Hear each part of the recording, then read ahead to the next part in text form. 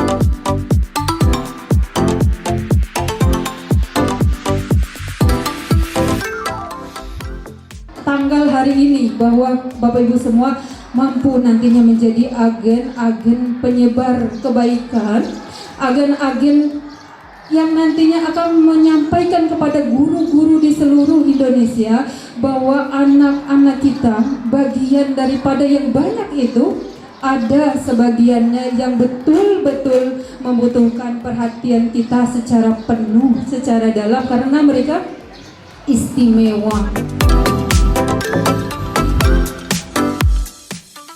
Nah, kita merujuk kepada pendidikan inklusif. Kita tahu bahwasanya dalam Permendiknas nomor 70 tahun 2009, penyelenggaraan pendidikan itu, baik itu pendidikan inklusif maupun anak yang memiliki kecerdasan dan bakat istimewa itu diberikan suatu pendidikan yang sama dalam lingkungan yang sama.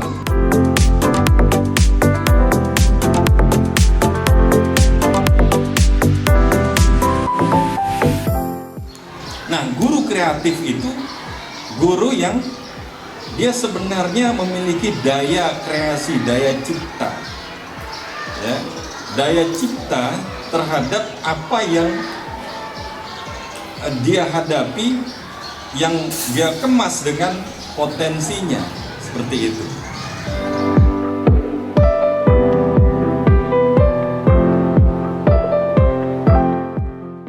Memberikan motivasi, kemudian bagaimana membangkitkan gairah dan semangat belajar. Ini prinsip yang pertama. Memberikan motivasi, seorang guru itu motivator. Jadi kalau sampai di sekolah, tadi saya bilang, diukur dulu 2,5. Kalau masih begini artinya belum siap untuk masuk kelas.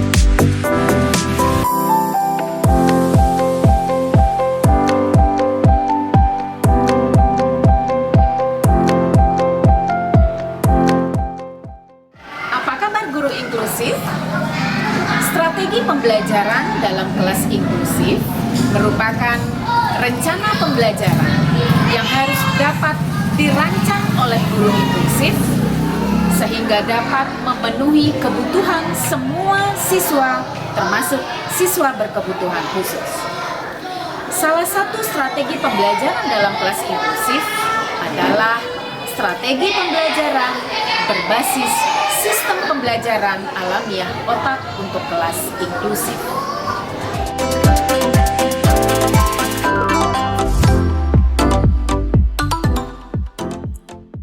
Salah satu strategi pembelajaran efektif yang dapat diterapkan oleh guru inklusif adalah strategi pembelajaran berbasis sistem pembelajaran alamiah otak untuk kelas inklusif. Strategi pembelajaran berbasis sistem pembelajaran alamiah otak terdiri dari 5 sistem pembelajaran. Yang pertama, sistem pembelajaran emosional. Sistem pembelajaran emosional adalah sistem pembelajaran yang menempatkan guru sebagai pembimbing, yang menciptakan iklim kelas yang kondusif, menjadikan hubungan guru dan siswa dan siswa menjadi hubungan yang hangat selama proses pembelajaran. Sistem pembelajaran yang kedua adalah sistem pembelajaran sosial. Sistem pembelajaran sosial menempatkan siswa sebagai bagian dari kelompok dengan fokus pada interaksi dengan orang lain.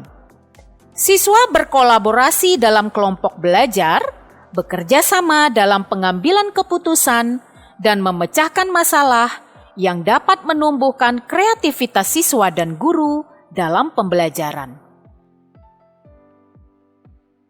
Sistem pembelajaran yang ketiga adalah sistem pembelajaran kognitif.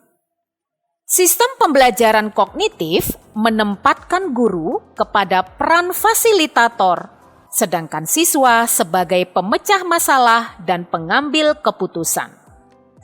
Guru cenderung menyediakan ruang pembelajaran dalam posisi yang memberikan kesempatan kepada siswa untuk mengeksplorasi pengetahuan, untuk mendapatkan pengetahuan baru, mendapatkan pengalaman pembelajaran, pemecahan masalah, serta pengambilan keputusan berdasarkan proses pembelajaran yang telah dilakukan bersama-sama dalam anggota kelompok.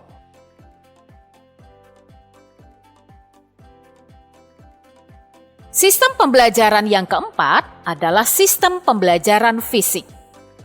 Sistem pembelajaran fisik melibatkan semua anggota kelas dalam melakukan aktivitas fisik atau psikomotorik dan taktil terhadap suatu topik yang sedang dipelajari.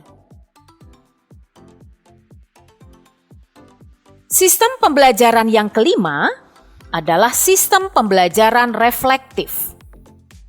Sistem pembelajaran reflektif menempatkan guru untuk memahami gaya belajar, kelebihan, dan kelemahan siswa setelah melalui proses pembelajaran.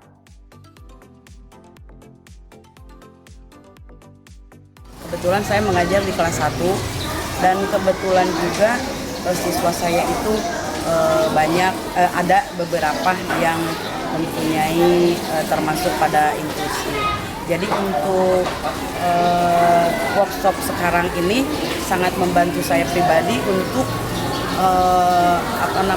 melaksanakan pembelajaran inklusi di kelas saya terutama.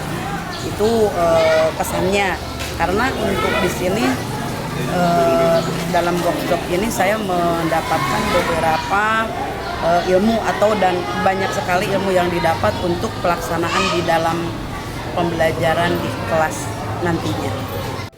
Nah, menurut saya manfaat dari penerapan strategi SIFAO ini baik secara pribadi ataupun kepada anak-anak ya, itu banyak sekali manfaatnya. Yang pertama buat saya pribadi, saya mendapatkan informasi serta pengetahuan dan wawasan itu sangat luar biasa di dalam strategi SIPAU tersebut. Gitu kan, dari mulai emosionalnya, sosial, kognitif, fisik, dan refleksnya itu sangat terasa sekali pada diri saya gitu kan. Ternyata masih banyak kekurangan dulu sebelum adanya strategi SIPAU ini, sebelum saya kenal, sebelum saya mengetahui strategi SIPAU tersebut.